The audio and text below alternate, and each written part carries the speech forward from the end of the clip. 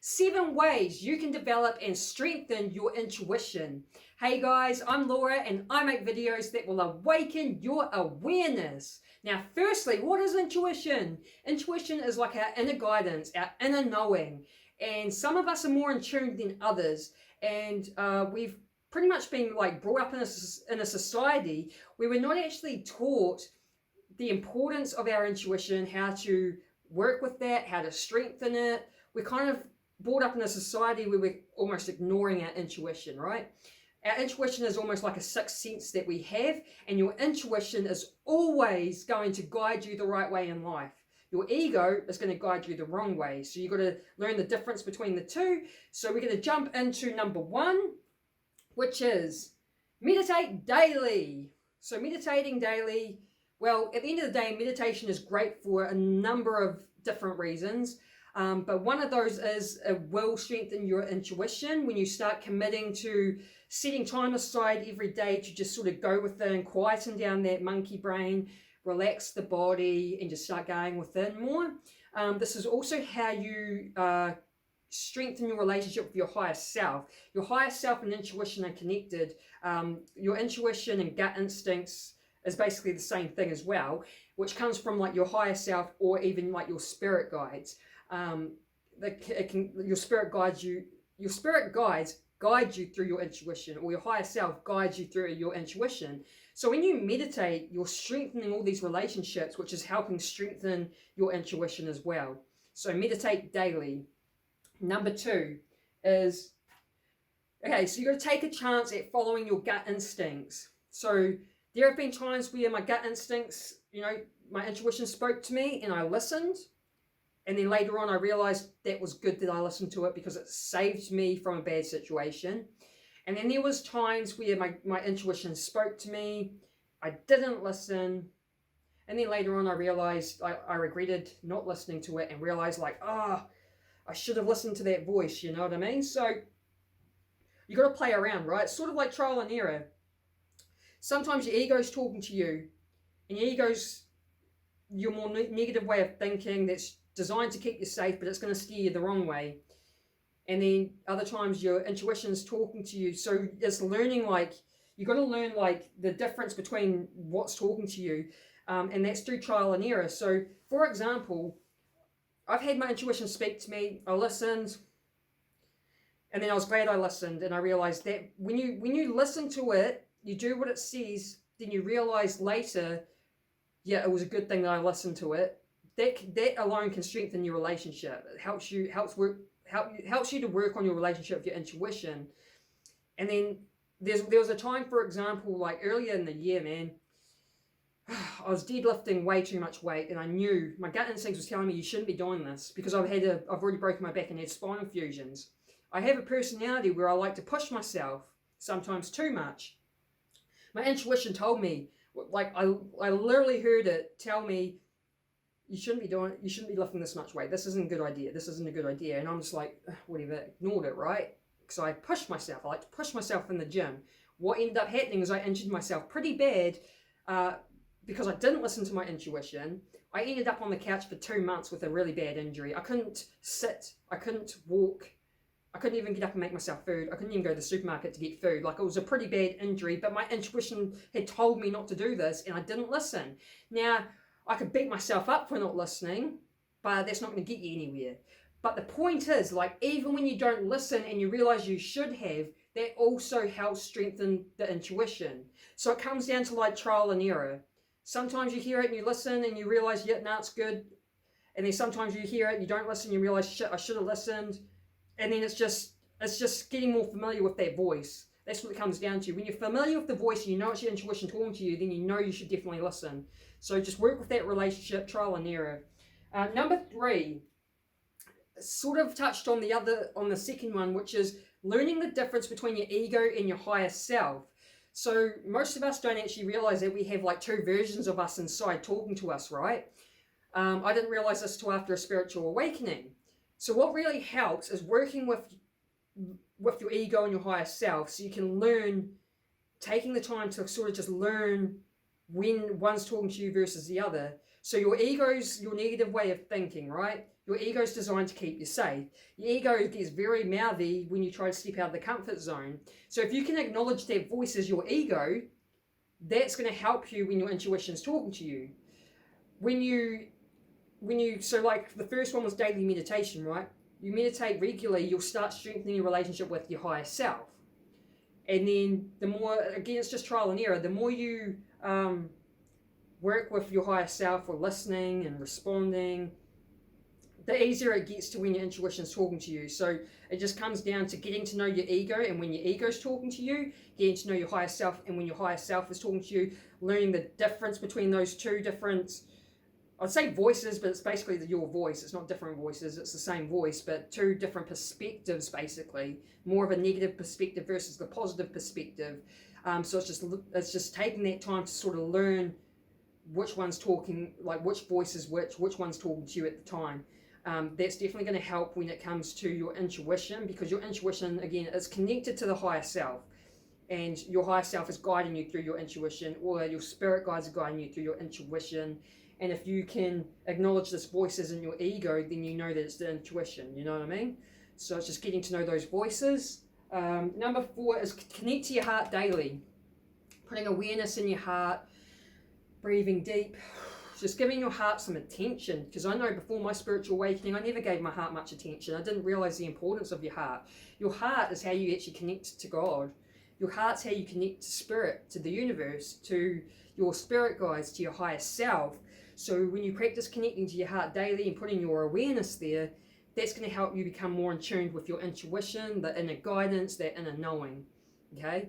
So just get into a habit. Like you could even do this as you're meditating daily. So you could incorporate that in your meditations, where while you're meditating, you just put your hands over your heart and meditate and put your awareness in the heart. So you could do both of those at the same time.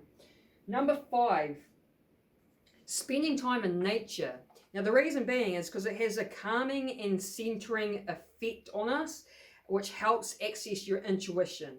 Okay, so nature's, I talk about this in other content, because nature is just beautiful and it's really amazing. I just absolutely love going out in nature, because I know it always puts me in a really good vibe, a really good state of being, you know what I mean? So make the effort to go out in nature as much as you can, because I mean most of us are living in like cities and suburbs, and even though you're in a suburb, like there's the odd tree and odd patch of grass here and there, it's not really nature. Go like away from housing, you know, out to proper nature as much as you can, just because it's just so good for us. Go out there, connect, and that's going to help with your intuition. Number 6 is journaling. Sometimes we have too much of a monkey brain, right? And sometimes we may not be able to hear our intuition, which comes from the gut, over the monkey brain. You know what I mean? So journaling can help. Journaling helps getting stuff out of the monkey brain, just shut it up or quieten it down a bit. God, there's a bit of tongue twister. I am tongue-tied, by the way. So yeah, an interesting thing I noticed, I don't know if this happens with anyone else when they journal, because I haven't asked anyone, but I noticed it with me with journaling, and I thought, this is interesting, because I was bothered by something, right? I knew that I had so much like going on inside. I needed to just get it out onto paper, because it's almost like a therapeutic way of dealing with it. So I was journaling, right? And I'm writing like I was writing I blah blah blah blah, I am, or referring to myself as I, right? And then thoughts start flowing, so my writing starts getting faster. So my handwriting actually changes because things start flowing through, right? And then I noticed how my handwriting changes, but then I also change from referring to myself as I to you. You, blah, blah, blah. You need to do that. You need to do this. You need to do that. You know, like it's changed to you. And I kind of saw it as sort of interesting, but when I was first sitting there writing as I'm coming from the place of the ego. And then it's almost like I somehow tapped into the higher self. And as I'm writing, as the higher self's coming through, my handwriting changes, because the thoughts are coming through a lot quicker. So my hand's scribbling a lot quicker. So the handwriting changes. But when I'm saying you this, you that, it's almost like my higher self is talking to me through journaling. It was weird. I don't know if anyone else has had this happen. If you have, if you've journaled and this has happened to you, let me know in the comments. Because yeah, I was like, I just thought it was interesting. It almost was a way to allow my higher self to start to channel it to come through. And then it also helped me when it switched like that to where I'm talking to myself, like, you need to do this or whatever it was that was coming out. It was almost giving me the responses I needed or the answers I needed, or, you know, to make me feel better about that situation. I felt like I was channeling the higher self coming through with journaling. So give it a go. Give journaling a go. Just, if you're bothered or you want to quiet down the monkey brain, you got too much going on, just start scribbling it out. But just see if that changes, if it changes with you, if you feel like your higher self starts coming through. But yes, that could definitely be a way to strengthen your intuition. And the last one, number 7, is be creative. So being creative also quietens down our monkey brain and puts you in a flow state. So we can all get into a flow state, but sometimes we can't get into a flow state if we're overthinking things, which comes from the ego. So when you get into the flow state, that helps you connect to your intuition and hear its guidance. So being creative, right? There's so many different ways we can be creative. I talk about in other videos where I just think we all need some type of creative outlet, because we are beings that create. We create our own realities. We also have the parasympathetic nervous system, which is our creation nervous system. So we are beings that create or like to create. But it's finding, like, again, there's so many different forms of being creative. So it's just, you know, there's so many different choices. You just find what you like, what's good for you. For me, I like being creative by drawing. I used to draw a lot when I was younger, but then I kind of got more into baking. So I like getting creative with like cake decorating. Try pursuing it for money, but I was like, oh, the amount of time you put into a cake, people don't really understand. There's a lot of work goes into a cake, but then I realized, man, I'd be making more money in a minimum wage job, unfortunately. So I kind of gave it up. I do it for fun still, because again, I like being creative. It's like I'll just put a photo of one of my cakes here so you can see what I mean. It's a form of art. I like to be creative, you know, with food. It's like art with food, basically. So yeah, and what else? I like to write rhymes, so that's another form of creativity. I like it as a creative outlet, because I'm into hip hop myself. I love rap, but doing it myself, one, I like thinking up rhyming words. I find that fun. Just being creative, but also I like the creative outlet of being able to, like, you know, sort of just vent things out through rhyme. You know what I mean? Like, it's a good creative outlet for me that's sort of like therapeutic. So it just comes down to finding what you like to do, like what sort of creative thing you like to do, and you know, have a creative outlet as like a hobby or an interest that you do, and that'll help you connect to your intuition.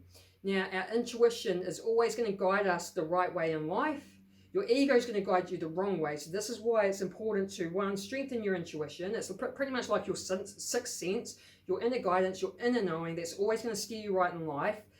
And two, like, your ego is going to steer you the wrong way, because your ego's your negative way of thinking, but it's designed to keep you safe, and your ego just wants to keep you in the comfort zone. But nothing happens in the comfort zone. Nothing changes. You don't grow. So you don't want to stay in the comfort zone, but your ego is going to do its best to keep you there. So yeah, you don't want to allow it to do that. But practicing, like, working with your intuition and strengthening it is just a positive thing to do for yourself, because, like I said, it's definitely going to be guiding you the right way in life. The more in tune you are with it, the more you're going to be able to hear it, and then the more you're going to be able to respond to it the right way, and then you're going to have a better life overall. Basically, that's the whole idea. And again, we're not brought up in a society where we're being taught how important the intuition is, or how to strengthen it, or even giving it any attention. It's pretty much being ignored. So this is one of the reasons why I wanted to make this video, because I know that my intuition has definitely saved me in the past, where I could have ended up in a bad situation, but my intuition told me something. I didn't question it. I listened and realized how important it was for me to listen to it, because it really did save me from bad situations. And then again, there's been times I didn't listen, and then regretted not listening, but that's okay because that still helps you to strengthen your relationship with it by getting to know the voice. That's what it comes down to, is like getting to know that intuition voice that's talking to you. And when you can acknowledge it, like, okay, this is my intuition talking to me right now, you know to definitely listen to what it's saying. And your intuition is also great for just reading people as well. You know, you can have toxic, negative people that have bad intentions. Like my gut instincts has always seemed to be right whenever I meet someone. Like I meet them, I'll either be like, yeah, I like that person. They've got good energy. They seem like a good character, things like that. Yeah, cool. And they've just showed up like that the whole time I've known them. But then there's other people. Yeah, as soon as you meet them, my gut tells me, hey, there's something not right about this person. There's something not right. And then I'll just sort of sit on it. I won't make any decisions over it. Like I won't make a decision on how I feel about the person yet. And just sort of watch them, just sort of see, is my gut instincts right? And my gut instincts are always right. Whenever I come across someone that I think there's something not right about this person, it's always turned out that I was right. And so it can be good for us to be tuned in like this, so we avoid having negative or toxic, unhealthy people around us.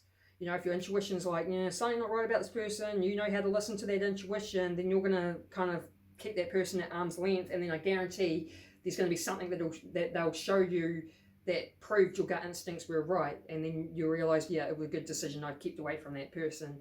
So this is why you want to work with your intuition and strengthen that relationship, because it's going to save you a lot of hassles in life, really. So I hope you like this video. If you did, feel free to give me a thumbs up and post a comment.